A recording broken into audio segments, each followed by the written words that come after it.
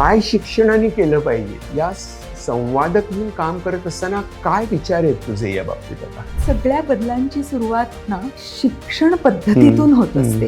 एक Frankfurt school of philosophy म्हणून एक विषय होता. काय बोलतायत ही मंडळी, मला काहीच कळत नाहीये. मी माझ्या गाईडकडे गेली, त्याच्यात काय असं मी विषय बदलू का माझा, तू असं का नाही करत, तू हाच थिसिसचा विषय घे, की हे कसं काही उपयोगाची नव्हती ही फ्रँकफर्ट स्कूल ऑफ फिलॉसॉफी.